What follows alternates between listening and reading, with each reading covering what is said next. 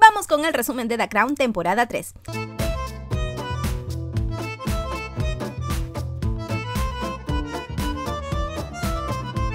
Empezamos con grandes cambios esta temporada, nos cambiaron a la reina y como Chabelita cambia, el resto de actores también, ni modo que solo envejezca ella, ¿no? Así que atentiza las caras para no perdernos. La serie empieza justamente con la revelación de la nueva imagen de la reina, que será la que se pondrá en los billetes y más adelante hasta en souvenirs, tazas, teteras, platos, pero no nos adelantemos. En el Palacio de Buckingham están haciendo una remodelación de pinturas a cargo de un especialista en arte, su supervisor de pinturas, Anthony Blunt. Recuerden ese nombre porque va a ser importante. En temas políticos, hay nuevas elecciones para nuevo primer ministro. Sale elegido el socialista Harold Wilson, de quien hay rumores fuertes como que es espía ruso y que hasta envenenó al anterior ministro para ocupar su lugar. Por todo esto, claramente Felipe no confía en él y le chismea todo esto a Chabelita. Ella queda preocupada, entonces va donde Churchill, quien está mal de salud. Ya nos habían contado en la temporada pasada que tuvo 2 derrames, bueno pues en esta temporada tuvo el tercero, pero eso no le impidió renegar y decirle a Isabel que desde que él era ministro no confiaba en Wilson. Luego de decirle esto a la reina, la deja con ganas de más chisme, pero se queda dormido. Empiezan los problemas entre Margarita y Tony, tanto así que Margarita le dice a su mamá que cree que él la está empezando a odiar, y ella le dice que se relaje, que todo mejorará con su tour por Estados Unidos. Luego de que fallece Churchill y le hacen un funeral especial por haber sido primer ministro, la CIA le confirma a Chabelita que han descubierto un infiltrado en el gobierno británico. Isabel no se siente sorprendida, justamente por los rumores que ya le habían contado, pero queda tiesa al enterarse que el espía no era Wilson, ni había envenenado a nadie. El verdadero espía era su supervisor de pinturas, el Blunt. Uy, no. Lo detienen, lo entrevistan y confiesa que es culpable. Técnicamente debería pasar por un juicio e ir a la cárcel por alta traición. Pero como ese hecho puede ser una catástrofe para los servicios de inteligencia británicos, porque cómo se les metió un espía, y quedarían súper mal y mancharía su reputación frente a Estados Unidos, que no quiere para nada a los rusos, y estar mal con los americanos no les conviene, entonces no les queda de otra más que utilizar la vieja confiable. Si no digo nada y me hago la loca, no pasó. Entonces Chabelita hace eso, y hasta va a una exhibición de cuadros organizada por Blunt, y él está súper perdido y en el discurso que da Isabel le dice entre líneas que no podrá mirarlo ni confiar en él de la misma manera nunca más. La reina se disculpa con el primer ministro Wilson, tampoco entiende nada, pero igual acepta las disculpas y claro, la reina le carcomía la conciencia por haber dudado de él. El Felipe no se queda callado y traca, habla con el Blunt, le dice que se aleje, que lo estará vigilando y que un solo paso en falso y que lo expondrá. Y el Blunt le dice que mejor se quede chitón boca y le saca el tema del escandalazo Profumo. ¡Ay, me muero! En la temporada pasada les conté lo del escándalo Profumo, que cuando se quitó la vida el osteópata, encontraron un dibujo de Felipe y Felipe dijo que seguro lo hacía de fotos de él, que él no tenía ninguna cercanía con el osteópata y cuando encontraron ese dibujo no era el único. Pero la corona se encargó de que alguien de confianza los guardara para que no vieran la luz. Y adivinen quién los tenía. Pues el Blunt. Y tras, le dice que sería una lástima que esos dibujitos salieran a la luz. Felipe queda tieso y el Blunt siguió chambeando en el palacio como si nada hasta que se jubiló. ¡Ay, qué cosas! Margarita y Tony empiezan su viaje por Estados Unidos en representación de la corona. El primer ministro se reúne con Chabelita y le cuenta que el presidente Johnson de Estados Unidos, el que reemplazó a John F. Kennedy, tiene algo contra él porque no lo apoyó en Vietnam. Y los ingleses necesitan de Estados Unidos porque necesitan que les preste plata porque andan con su economía por los suelos. Entonces le pide a la reina que por favor la familia real se encargue de limar asperezas con el Johnson. La reina lo invita de cacería, pero el Johnson no contesta la invitación y como eso se puede ver como un insulto para la corona, el Johnson, aprovechando que está Margarita en Estados Unidos y que todos la aman y creen que es la mejor, es mejor que la reina, hasta tiene un club de fans, los margaritologistas, la Margarita está viviendo su influencer era, la invita a una cena en la Casa Blanca. Margarita al inicio no acepta, pero Chabelita le da la orden como reina y no le queda de otra más que ir. Y Margarita hace todo lo que se suponía no debía hacer. Es confrontativa con el presidente y le dice que lo entiende porque ella también, así como él, está a la sombra de John F. Kennedy, ella está a la sombra de su hermana. Así que nadie más que ella puede comprender que se siente ser el segundo de alguien. Y sorpresivamente con esto, Margarita se gana al presidente. En la cena hacen concurso de bebidas, concurso de frases jocosas, un baile, cantan y hasta le roba un kiko al presidente. Y con todo esto Margarita logra que Estados Unidos le preste plata a Inglaterra para que no caigan en una ruina financiera. La reina queda tiesa al enterarse de todo lo que hizo Margarita y cuando regresa se reúne con ella, le agradece y quiere darle algún tipo de reconocimiento, a lo que Margarita le dice que lo que quiere es hacerlo más seguido, compartir deberes representando a la corona. Chabelita le dice que lo pensará, pero luego de que Felipe le recomienda que no lo haga, Chabelita no acepta el pedido. Casi un año después, la reina Isabel se enfrenta a una de las críticas más fuertes que ha recibido en toda su historia. El 20 de octubre de 1966 ocurrió lo que hoy se conoce como la tragedia de Aberfan en Gales. Una avalancha de gran cantidad de lodo sepultó una escuela a raíz de que un vertedero de carbón colapsó, dando como resultado muchos heridos y muertos, entre ellos 116 niños perdieron la vida. La reina se entera y, a pesar de que Martin Charteris y el primer ministro le sugieren que vaya en repetidas oportunidades, ella cerradaza en que no le correspondía ir en estas situaciones. Va el primer ministro, va hasta Felipe, pero ella nada de nada. Hay todo un conflicto político a raíz de esto, porque los habitantes del lugar ya habían advertido con anterioridad que ese vertedero era peligroso, además que sobrepasaba la altura que debía tener, pero el gobierno no le importó y no los escuchó.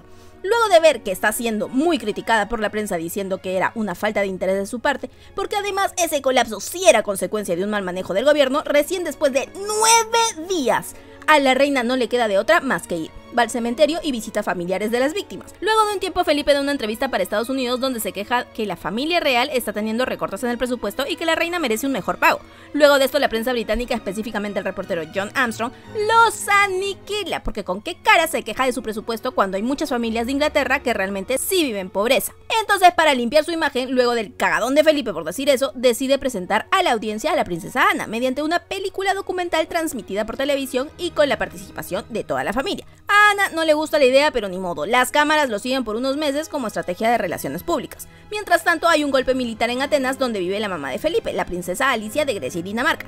La reina Isabel, para protegerla, hace que la trasladen al palacio con ellos, a pesar de que Felipe no está de acuerdo porque dice que su madre no pertenece a su mundo. La peli documental se estrena y recibe las peores críticas, tanto así que la reina ordena que sea refundido y no vea la luz nunca más. John Armstrong, el que criticó a Felipe por lo que dijo en la entrevista para Estados Unidos, hace una nota y los aniquila otra vez. Entonces Felipe quiere que Armstrong entreviste a Ana, que supuestamente para él es la más humana de todos. A ella no le gusta la idea, pero Ana, a espaldas de su padre, hace que realmente entreviste a su abuela, la mamá de Felipe, y con esto logra que Armstrong cambie su idea sobre la familia real y los vea más humanos a todos, luego de escuchar la historia de la princesa Alicia, que le cuenta que nació con sordera y por eso pensaban que era lenta, le diagnosticaron esquizofrenia, fue atendida por Freud, sufrió terapias inhumanas, la torturaron, pero a pesar de eso, ella siguió adelante. Luego de leer la nueva nota de Armstrong sobre su madre y todo lo que ha sufrido, Felipe decide por fin ir a visitarla, porque desde que había llegado ni se había acercado a ella, y también aprovecha para pedirle una disculpa por no tener fe en ella. Los diarios atacan al primer ministro Wilson por los problemas en la economía, entonces el equipo de Wilson lo presiona para que despida a Lord Mountbatten, ya que representaba a otro tiempo y despedirlo tenía sentido para mejorar la economía. Wilson lo despide y los diarios se enojan porque ¿quién es él? ¿Qué ha logrado él para despedir a Mountbatten? A Mountbatten no le gusta para nada esto, y mientras Chabelita está en un viaje con Porchi por Francia y Estados Unidos buscando nuevas formas de crianza para sus caballos, Wilson anuncia que se devaluará la libra. Entonces Cecil Harmsworth, presidente de un diario junto con Lord Mountbatten, hacen un plan en secreto para sacar al primer ministro, es decir, un golpe de estado. Mountbatten dice que él hablará con Isabel, pero no logra comunicarse con ella. Y el que sí logra comunicarse es el primer ministro. La llama a Chabelita y le cuenta todo el plan de Mountbatten. Chabelita se emputa, organiza todo para su regreso de emergencia, se reúne con Mountbatten y lo encara. Lo putea por conspirar contra el primer ministro Wilson, que mejor se encargue de preparar a Carlos como futuro rey y que vaya a visitar a su hermana. Mountbatten no le queda de otra, va a visitar a la princesa Alicia y ella se burla de él porque Alicia sabía todo el chismecito y sabía que la reina lo reprendió.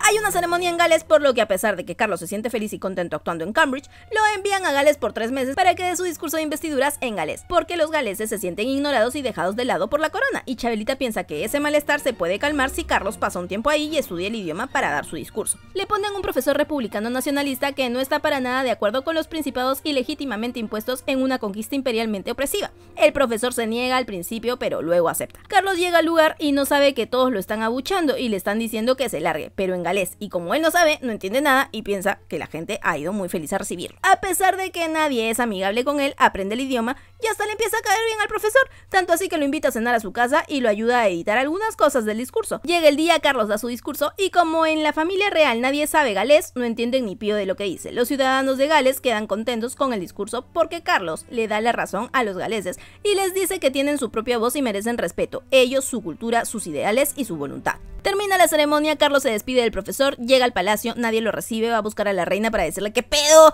que hizo un buen trabajo y nadie le agradece. Y traga, la reina le dice que sí leyó sus últimos cambios en el discurso, por lo que ella sí supo que dijo, en shock. quedó el Carlos. Y Chabelita le dice que todos en la familia tienen que hacer sacrificios y reprimir lo que son. Mientras menos hagan, digan o hablen es mejor. Y el Carlos se pone gallito y le dice que puede ser líder mostrándole a la gente quién es realmente, porque tiene una voz. Y la reina le dice que nadie quiere escucharla, ni el país ni su familia. ¡Qué fuerte! ¡Santa cachucha!